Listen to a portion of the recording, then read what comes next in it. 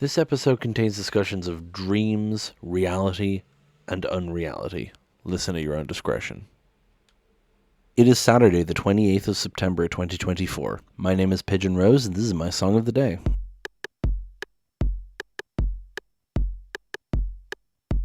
Today, we're finally talking about Lemon Demon again, because I had the same thought at the same time. I haven't talked about Lemon Demon or They Might Be Giants enough, and in so long, so that's what we're doing now. Today we're talking about the song Somnolence from the first Lemon Demon album, Clown Circus from 2003. This was a song I always liked as a kid when I got into Lemon Demon, and it taught me some words. This is the least shocking thing in the world for you, dear listener. I love learning new words. I love absorbing words, and the word somnolence was a mystery to me, of course, and I'll talk about the meanings of all these words when we get into it. The word oniric also shows up in the chorus, and I became obsessed more so with somnolence, although I like oniric as well. It's a weird one, but yeah, I liked this song for how chill it is, and I liked this song for having weird words in it, but I didn't really think about the meaning of the song until ages later, and I really like it. I don't think I need to give too much of an intro beside that, so I think we'll just get into it. So yeah, let's listen to it now and then come back in a few minutes and talk about it.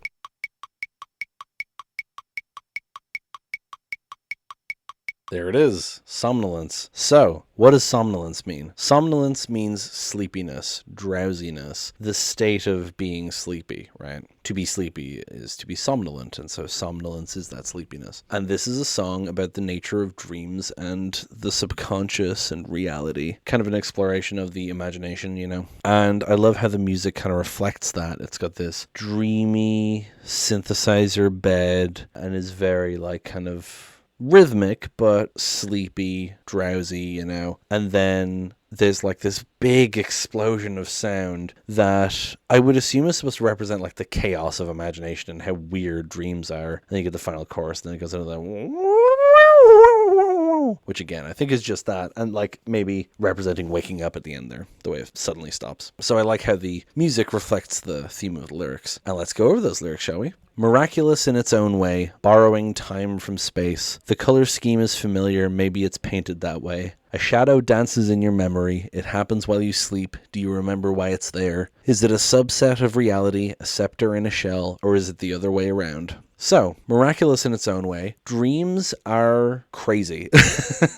Very scientific terminology, Pidge. Dreams are like such a strange thing to exist. The fact that our brain compartmentalizes our thoughts and our subconscious feelings and our memories and our imaginations and produces like hallucinatory imagery to occupy our brains while we're asleep is wild. It's crazy. It's miraculous in its own way. And that's what it's referring to at the start here. Borrowing time from space. Someone, a genius, said it could be referring to the time dilation that happens in a dream. I mean, you could be only asleep for like an hour or two, but your dream could last for years, you know, or hours. Like it's this weird kind of time dilation thing. The color scheme is familiar. Maybe it's painted that way. Now, what I think this is saying is how, you know, like I said, dreams are borrowing from your subconscious. And so the color scheme is familiar. It's like these images are weird, but there's something about it that's familiar. The color scheme, like it's colored the way I remember things. You know what I mean? Maybe it's painted that way. Maybe it's deliberate. A shadow dances in your memory. It happens while you sleep. Do you remember why it's there? That makes me think of like when you wake up and you can't quite remember a dream. You remember it in the moment of waking up, and then as you try to cling onto it, it just like drifts away. That's what that makes me think of. And then, is it a subset of reality, a scepter in a shell? So I've always been confused by this line, and someone in Genius said that he maybe meant to say specter instead of scepter, and that makes more sense. And this is something that I've noticed in some of Neil's lyrics. He will occasionally spoonerize a word or misspell it or missay it on purpose, just because why not? So it's entirely possible that he meant to say specter here. The other example I can think of is in Spring Heel Jack, he mentions the Marquis of Waterford, which it's obviously Marquis, but he says the Marquis.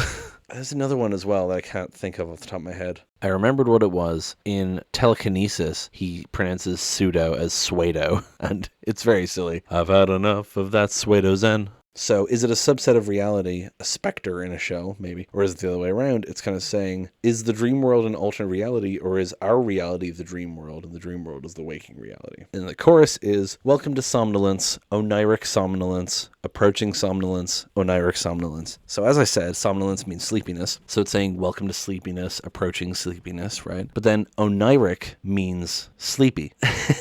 So it's actually saying sleepy sleepiness. Welcome to sleepiness, sleepy sleepiness, approaching sleepiness, sleepy sleepiness, which is very funny when you break it down that way. But that's what it's saying. It's just reinforcing this idea of sleepiness. Then the second verse, cascading into your mind's eye, shaping your night, shaping your life. The color scheme is familiar. Maybe it's painted red, but it's in your head forever. We are Pandoras when we fall asleep. Our memories are locked inside a box inside a mind. They roll to the deep end from the shallow end. It happens while you sleep, and you were dreaming all the way. And then the rest of the song is just the chorus twice with the weird instrumental bridge in the middle. I already talked about that. Anyway, what I'm assuming this is talking about here, cascading into your mind's eye, shaping your night, shaping your life. Like I said, all these things, all of these experiences from your life, cascading, like all coming together in your mind's eye, shaping your night, shaping your life, creating these dream imagery. The color scheme is familiar. Maybe it's painted red, but it's in your head forever. The specific idea of painted red makes you think of it's talking about nightmares or something, but it could just be being more specific with a color. And then we are Pandoras when we fall asleep. So this is referencing Pandora's box. It's this Greek myth about this person named Pandora who is given a box to look after. She inevitably opens it and it releases curses upon mankind. And this has become a common metaphor for something like, now that you've done something, you've released consequences, you've initiated a sequence of events, you've opened Pandora's box, right? And so it's referring to here, our minds are like Pandora's box. We have all these things gathered in it, and then we fall asleep and it opens and it all spills out. Our memories are locked inside a box inside a mind. They roll to the deep end from the shallow end. That makes me think, like, to the deep end from the shallow end, from your short-term memory to your long-term memory. Makes sense to me.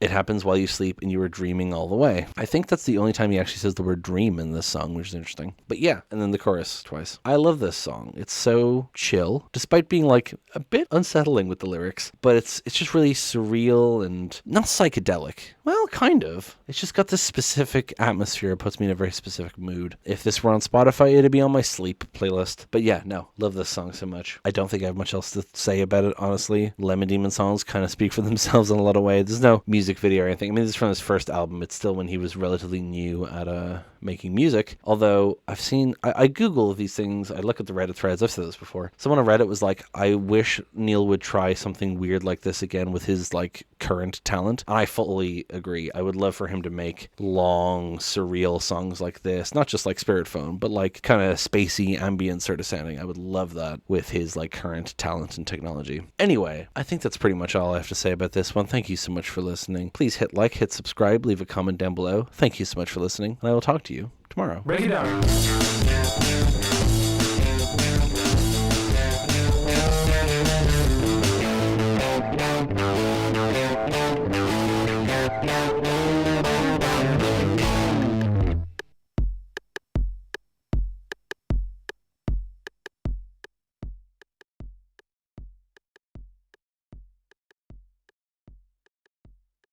Please hit like, hit subscribe, leave a comment down below. Subscribe.